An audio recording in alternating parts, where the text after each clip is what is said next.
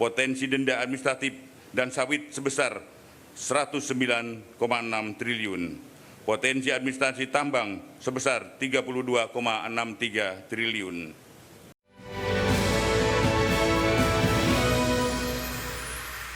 Ya pemirsa, di sisi lain upaya maksimalisasi penerimaan negara dari penertiban kawasan hutan diprediksi bisa tembus 100 triliun rupiah. Satgas Penertiban Kawasan Hutan akan terus mengejar potensi penerimaan negara dari praktik nakal perusahaan yang beroperasi di wilayah kehutanan. Jaksa Agung ST Burhanuddin mengungkapkan potensi penerimaan negara bisa tembus 100 triliun rupiah lebih dari penertiban kawasan hutan tahun depan. Penerimaan negara tersebut bisa didapatkan dari denda administratif di penertiban kawasan kebun sawit dan juga pertambangan yang berada di dalam kawasan hutan, di mana potensi denda administratif adalah pada lahan sawit diprediksi mencapai 109,6 triliun rupiah, sementara potensi denda administratif pada kawasan tambang sebesar 32,63 triliun rupiah.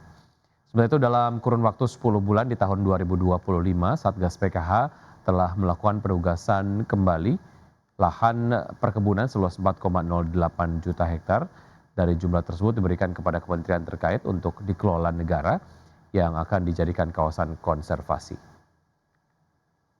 Untuk tahun 2026, terdapat potensi penerimaan denda administratif pada sawit di tambang yang berada dalam kawasan hutan dengan jumlah sebagai berikut. Potensi denda administratif dan sawit sebesar 109,6 triliun. Potensi administrasi tambang sebesar 32,63 triliun. Hukum harus tegak dan penegakan hukum yang tegas diperlukan seluruh rangka penjaga stabilitas nasional. Kita pastikan bahwa kehutanan sebagai karunia Tuhan Yang Maha Esa merupakan anugerah yang dimiliki bangsa Indonesia, harus dikelola dan dilestarikan untuk kepentingan rakyat, bukan hanya untuk kepentingan segelintir kelompok orang. Harga minyak ditutup turun lebih dari 2% pada hari Jumat ketika investor mempertimbangkan ancaman kelebihan pasokan global sembari mencermati potensi kesepakatan damai Ukraina. Minyak mentah Brent ditutup turun 2,57% menjadi $60,64 per barrel. Minyak mentah West Texas Intermediate ditutup turun 2,76% menjadi $56,74 per barrel. Meskipun gangguan pasokan telah membantu harga minyak bangkit dalam beberapa sesi terakhir dari level terendah hampir 5 tahun pada 16 Desember, harga tersebut tetap berada di jalur untuk mencatatkan penurunan tahunan terdalam sejak tahun 2020. Sepanjang tahun ini Brent dan WTI masing-masing turun 19% dan 21% seiring meningkatnya produksi minyak mentah yang memicu kekhawatiran kelebihan pasokan menjelang tahun depan. Adapun pasokan minyak global tahun depan diperkirakan akan melampaui permintaan sebesar 3,84 juta barrel per hari menurut data dari laporan Badan Energi Nasional IEA. PT Indomobil Multijasa Tbk atau IMJS memberikan suntikan modal tambahan kepada anak usaha yakni PT CSM Korporatama sebesar 499,28 miliar rupiah. Ya, melansir keterbukaan informasi, dana tersebut berasal dari hasil penawaran umum terbatas 4 dengan memberikan HMETD. Setelah transaksi afiliasi, saham IMJS pada CSM bertambah dari 18,33 juta menjadi 23,33 juta. Penambahan modal ini tidak mengubah persentase kepemilikan perseroan di anak usaha, sebesar 99,99% dari total modal ditempatkan dan disetor.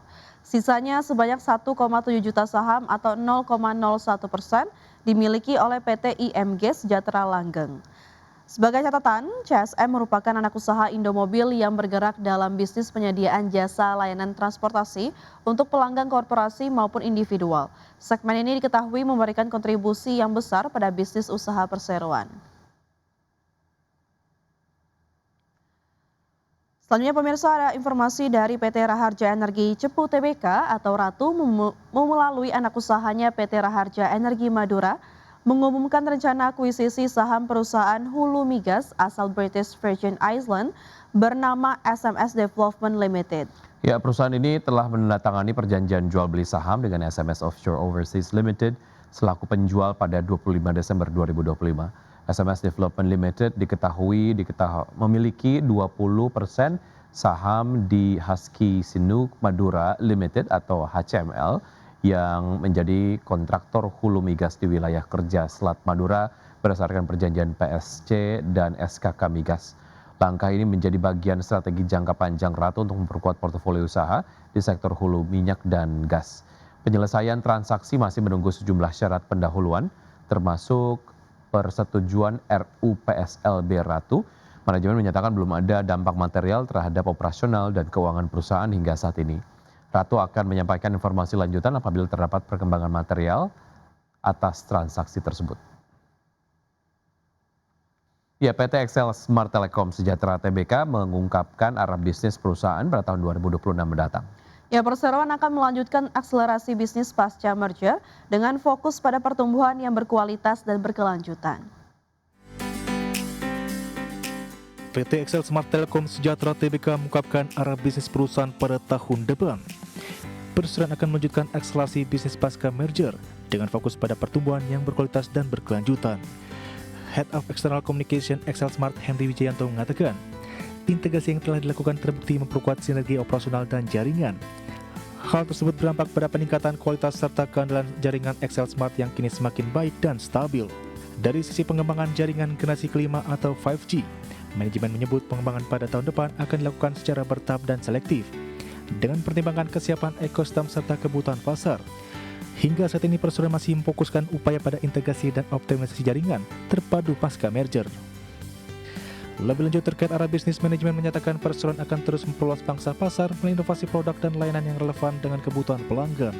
Inisiatif tersebut mencakup penguatan portofolio layanan mobile, pengembangan solusi enterprise terintegrasi seperti Internet of Things, cloud dan otomasi, serta perluasan layanan home broadband.